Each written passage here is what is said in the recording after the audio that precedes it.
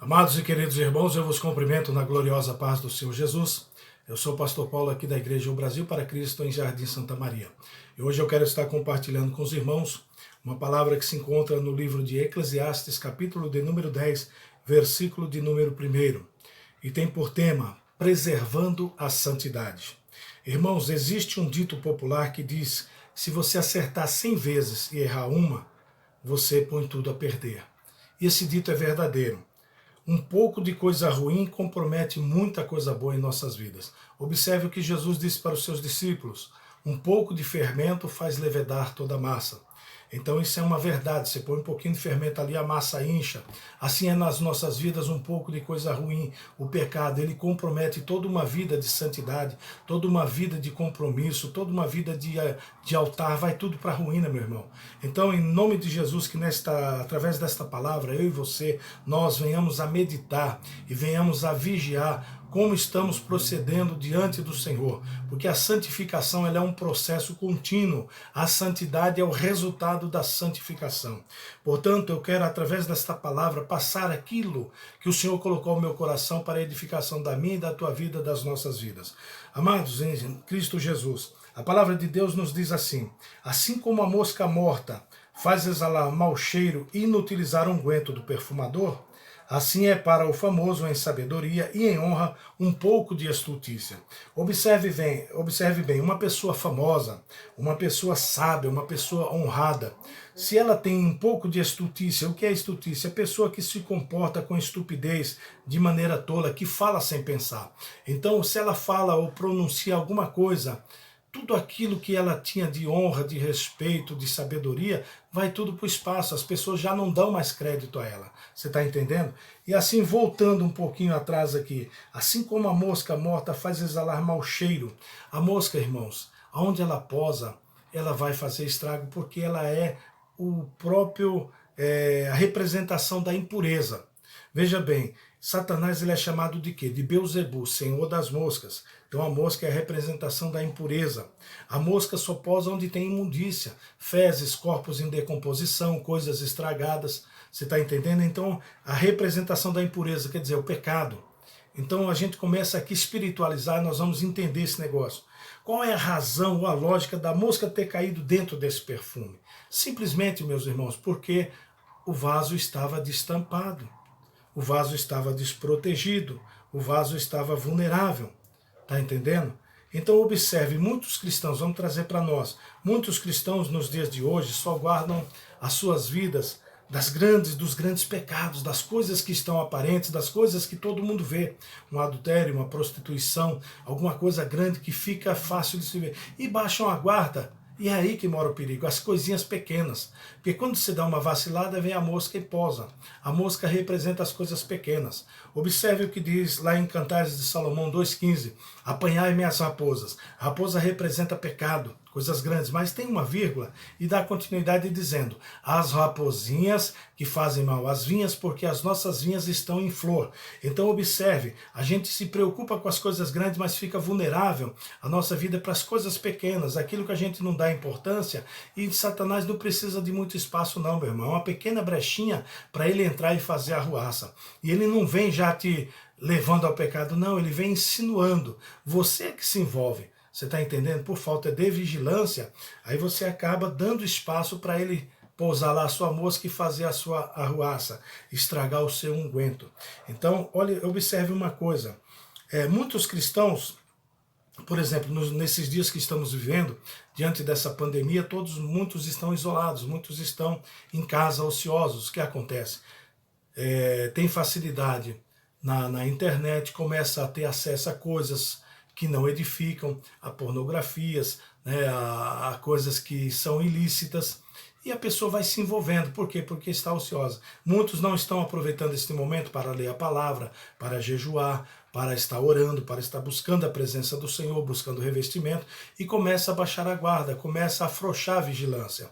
Outros discutem com o seu cônjuge, outro discute com os filhos. Você está entendendo? Por quê? Por causa do confinamento. Ele começa a ficar estressado. Em vez de usar esse tempo em oração, em vigilância, em jejum, em consagração, em ler a palavra de Deus, né? A pessoa começa a abrir algumas brechas, começa a tirar a vida espiritual, deixar de lado e começa a fazer outras coisas. E Satanás começa com as suas insinuações. E aí é onde ele está ganhando terreno. A gente tem observado aqui no prédio, meus amados, como subiu o consumo de álcool. A gente observa na lixeira ali a quantidade de garrafas e de latinhas, é coisa assim absurda nesse período, aumentou muito. E você ouviu um documentário recentemente também, com relação a esses sites proibidos, a procura assim aumentou, disparou de uma maneira incrível, porque as pessoas estão ociosas e não estão sabendo vigiar, não estão sabendo utilizar esse tempo para coisas boas.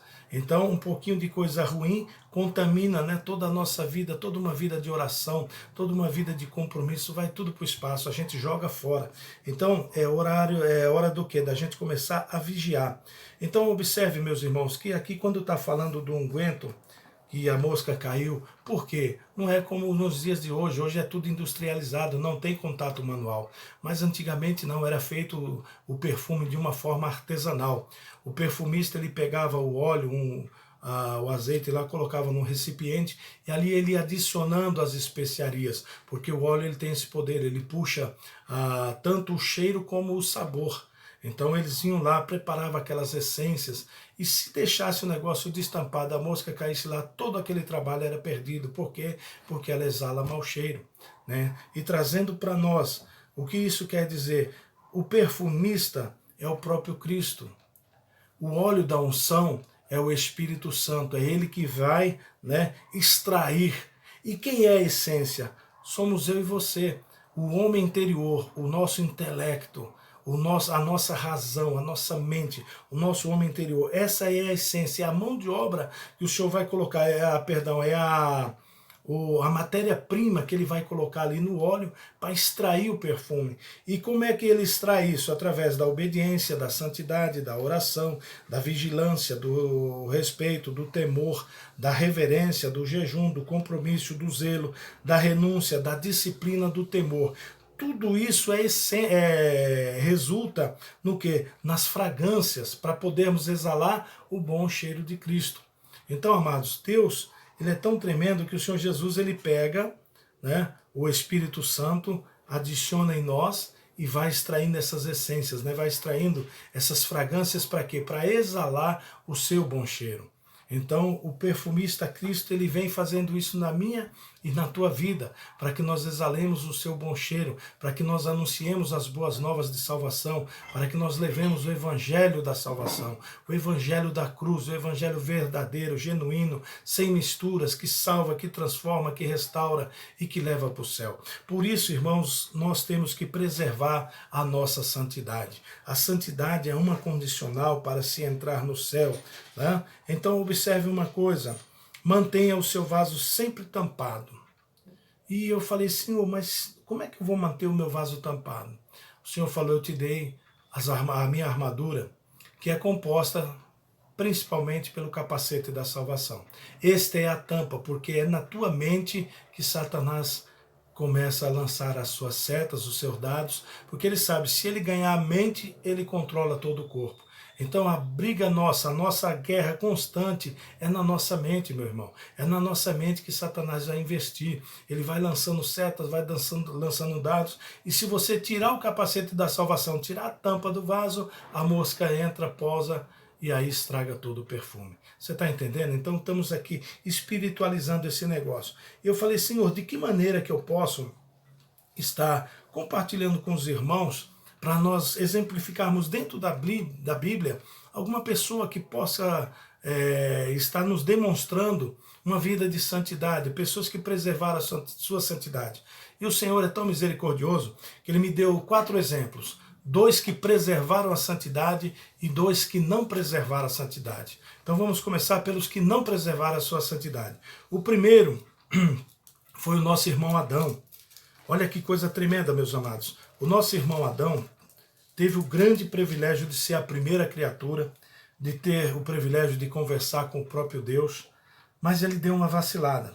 Observe aqui, Gênesis capítulo de número 2, versos 16 e 17, diz assim: E ordenou o Senhor Deus ao homem, dizendo, de toda árvore do jardim comereis livremente, mas da árvore da ciência do bem e do mal, dela não comerás, porque no dia em que dela comeres, certamente morrerás. Aí observe no capítulo de número 3, a partir do seu verso de número 1, diz assim: ora, a serpente era a mais astuta de todas as alimarias do campo que o Senhor Deus tinha feito. E essa disse à mulher: é assim que Deus disse: não comereis de toda a árvore do jardim. Observe que Satanás ele induziu ali a serpente, né, para ir tentar Eva. E observe, meus irmãos, que ela vem com sutileza, né, lançando insinuações, né? E observe o que ela disse para Eva. Foi assim que Deus disse: de toda árvore não pode comer? O que Deus tinha dito para os dois? Só da árvore da ciência do bem e do mal. Aí Eva vai e abre o coração, abre o jogo, conta o seu segredo. Irmão, nunca abra a tua boca para contar teu segredo para ninguém. Nossos segredos é só Jesus. Não tem que compartilhar com ninguém. E observe, disse a mulher, a serpente: do fruto da árvore, do fruto das árvores do jardim comeremos, mas do fruto da árvore que está no meio do jardim, Deus não disse no meio. Ele só disse que da ciência do bem e do mal não era para tocar, aliás, não era para comer. Mas do fruto da árvore que está no meio do jardim, disse Deus: não comereis dele, nem nele tocareis, para que não morrais. Deus não disse dessa forma. Então ela ali já se equivocou, já acrescentou um pouquinho. Aí observe mais à frente, o versículo de número 4 diz assim: então a serpente disse à mulher: certamente não morrereis. Aí diz mais: porque Deus sabe que no dia que dela comeres, se abrirão os vossos olhos e sereis como Deus, sabendo o bem e o mal. O que acontece aqui, meu irmão? Observe um detalhe. A serpente, o Satanás seduzindo a serpente, e ela seduziu a Eva, aguçou a curiosidade de Eva. A árvore sempre esteve lá, e Eva nunca botou os olhos na árvore. Mas quando a serpente falou para ela que ela seria como Deus, sabendo o bem e o mal, aguçou a sua curiosidade. O que deu o capacete da salvação? Ela não vigiou. E o que acontece? A serpente começou, a árvore sempre esteve lá, mas ela começou a observar e despertou a sua curiosidade. Olha que coisa interessante. E vendo a mulher que aquela árvore era boa para se comer e agradável aos olhos, oh meu irmão, o perigo aos nossos olhos. Os olhos são a janela do pecado, vigia com o teu olhar. Louvado seja Deus, era boa para se comer e agradável aos olhos e desejável para dar entendimento. Observe aí. Tomou do seu fruto e comeu, e deu também para seu marido, e ele comeu com ela. Irmãos, cadê a vigilância de Adão? O que ele tinha que fazer? Questionar Eva. Eva, de onde você pegou esse fruto? Que fruto é esse? É da árvore que o Senhor não permitia que a gente comesse? Ele não vigiou, simplesmente compactuou ali com Eva, comeu, e todos nós estamos pagando o preço até hoje, né? Por causa do pecado de Adão. Se não fosse a misericórdia de Cristo, nós estaríamos realmente perdidos. Mas Deus é maravilhoso. Então, irmãos, observem. Outro que não vigiou foi o nosso irmão Sansão. Também nazireu de Deus, homem que não poderia se contaminar. E ele vai, desobedece aos seus pais, vai se envolver com uma filisteia, com uma prostituta. Depois dela ele foi para Dalila. A Bíblia não revela se Dalila era prostituta ou não, mas que ela morava ali num vilarejo próximo da filisteia, lá dos filisteus. E o que acontece? Ele se afeiçoa a ela. E ela começa ali a envolver, e Dalila recebe uma proposta dos filisteus: 1.100 moedas de prata por cada príncipe se ela entregasse Sansão. E ela começa ali a seduzir Sansão, com a história que vocês podem observar aí em Juízes capítulo 16, verso 15 e 17, que ela vem, né, ali seduzindo o nosso irmão Sansão. E ele vai e abre o seu coração e conta todo o seu segredo. Irmãos, nunca conte seu segredo para ninguém, vigia. Se é homem de Deus, mulher de Deus, não se envolve com qualquer pessoa. Nós temos que envolver com aqueles que professam a mesma fé, com pessoas espirituais. Cuidado para quem você conta os seus segredos, as suas particularidades. Isso é um perigo, meus irmãos. Então o nosso irmão Sansão também não vigiou e não preservou a sua santidade. Aí o Senhor me deu mais duas pessoas que preservaram a santidade. Um deles foi José. Se observa a história de José lá em Gênesis capítulo 39, versículo 4 até o 12, você observa lá a conversa de José com a mulher de Potifar. José, ele estava lá, chegou lá como escravo, e observe que ele chegou por baixo, mas saiu por cima. Olha que interessante. Ele chega lá e de repente Deus começa a abençoar tudo que aquele homem egípcio tinha por amor a José. Aí o que acontece? Satanás não se dá por vencido e começou a investir na vida de José através da mulher de Potifar. Não se fala o tempo que decorreu esse negócio, mas diz a Bíblia que ela várias vezes, né, investiu para cima de José e José sempre fugindo. Mas chegou um dia que Satanás preparou a armadilha perfeita. Não tinha ninguém em casa, só ela e José. Aí ela investiu, foi para cima. E José esquivando e falando que ele não poderia pecar contra Deus nem contra o seu Senhor, ela foi e agarrou. Ele fez o quê? Arrancou a capa, fugiu para fora, saiu, né, fugiu da aparência do mal. E foi castigado por isso, foi preso por isso. Mas ele entrou por baixo lá como prisioneiro, mas saiu como governador. Então, por quê? Porque ele preservou a sua santidade e Deus o honrou grandiosamente. E outro, irmãos, que preservou a sua santidade foi o nosso amado irmão Daniel. Daniel, você vê aí no capítulo 1, esse eu faço questão de ler para vocês, meus irmãos, que Daniel foi um homem realmente íntegro, um homem que preservou a sua santidade. No capítulo 1 de Daniel, no versículo 8 e 9, diz assim: E Daniel assentou no seu coração não se contaminar com a porção do manjar do rei, nem com o vinho que ele bebia. Portanto, pediu ao chefe dos eunucos que lhe concedesse não se contaminar. Ora, Deus deu a Daniel graça e misericórdia diante do chefe dos eunucos. Então o que acontece? Ele fez lá a proposta para o chefe dos eunucos, provar ele junto com seus amigos. E Deus deu graça e ele assim conseguiu essa benevolência. E depois de 3 anos é apresentado ele, os seus 3 amigos e mais os outros rapazes que vieram lá, né, da terra de Israel, para se apresentar diante de Nabucodonosor. E olha que coisa interessante, meus irmãos, isso eu quero compartilhar com vocês. Capítulo 1 de Daniel, a partir do versículo 17, diz assim: Ora, a esses 4 jovens Deus deu o conhecimento e toda a inteligência em todas as letras e sabedoria, mas a Daniel deu entendimento em toda visão e sonhos. Por quê? Porque foi dele que partiu a ideia de não se contaminar. Então Deus o abençoou um pouco mais que os demais, deu mais dons para Daniel.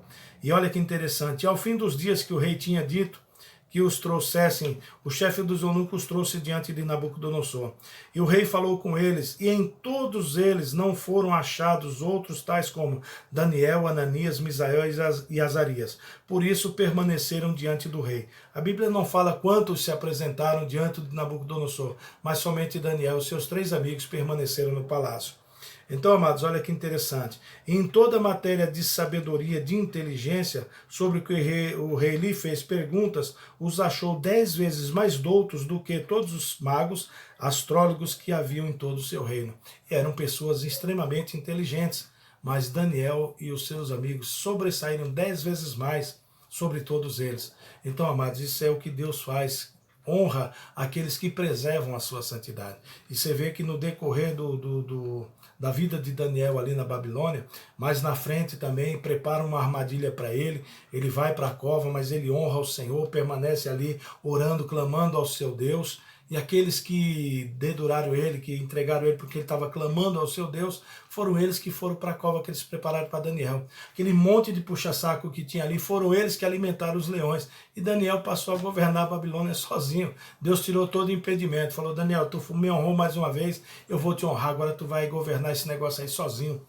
Vou tirar esses puxa-saco da frente aí. Olha como que Deus faz, irmão. Deus honra aqueles que honram a Ele. Então preserve a tua santidade. Seja um homem de Deus, uma mulher de Deus. Honre o teu chamado, honre o teu ministério. Honre o sangue de Jesus vertido na cruz a teu favor. Porque o Senhor Jesus, meus irmãos, Ele pagou um alto preço pelo meu, pelo teu resgate. Desde lá do pecado de Adão, que não guardou a sua santidade, mas o Senhor Jesus foi lá, pagou o preço da nossa condenação, para que hoje eu e você estivéssemos falando das suas maravilhas, estivéssemos falando da grandeza do seu reino.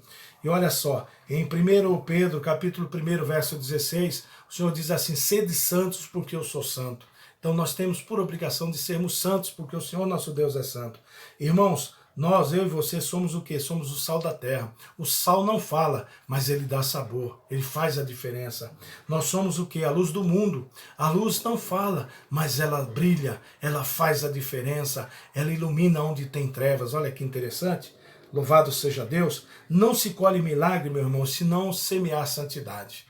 Louvado seja o nome do Senhor. E não há santificação se não houver oração, jejum, vigilância, disciplina, renúncia e rejeição ao pecado. Irmãos, eu e você, nós temos por obrigação de preservar a nossa santidade, porque o nosso Deus é santo. Ele tem maravilhas na minha, na tua vida, mas eu e você temos que fazer a nossa parte. Nós temos que nos consagrar a cada dia. Nós temos por obrigação de ter uma vida de integridade, de fidelidade, de retidão diante do nosso Deus. Irmãos, peça a Deus autoridade espiritual para pregar a palavra com ousadia. Peça autoridade espiritual para tomar decisões importantes. Peça autoridade espiritual para Deus para ter uma vida de santificação. Peça a Deus autoridade espiritual para conviver com pessoas ímpias, para fazer a diferença, como Daniel fez, porque o Senhor vai dar graça, vai nos dar autoridade, vai nos dar, meu Pai, meus irmãos, vai nos dar saída, vai nos dar escape, porque há situações que o Satanás prepara para a gente e a gente tem que estar edificado sobre a rocha para não vacilar, para não cair nas armadilhas. Observe que a mosca é minúscula, mas se ela pousar ali, ela estraga anos de trabalho. Assim é na minha e na tua vida. Um pecado, uma bobagem que a gente faz, estraga toda uma vida de consagração, toda uma vida na presença do Senhor. Então preserve a sua santidade. É um conselho de quem já passou por muitos processos. Irmão, é maravilhoso quando a gente se preserva ali. A gente sofre no começo, mas lá na frente Deus nos honra. E é gratificante a gente ver Deus honrar. E a gente vê todos aqueles que nos perseguiram ter que se curvar diante do nosso Deus. Saber que nós temos um Deus fiel, um Deus que nos honra, um Deus que nos sustenta, um Deus que nos capacita. Então, meus amados irmãos, que esta palavra fique no teu coração, que o Espírito Santo dê continuidade, falando mais ao teu coração, para que você verdadeiramente venha pensar, porque sem a santificação ninguém verá o Senhor. Então, preserve a sua santidade, irmãos, para que lá naquele grande dia nós possamos passar diante do Mestre e ter o direito à vida eterna. Amém? Que Deus os abençoe em Cristo Jesus e até o próximo vídeo em nome do Senhor. Que Deus os abençoe.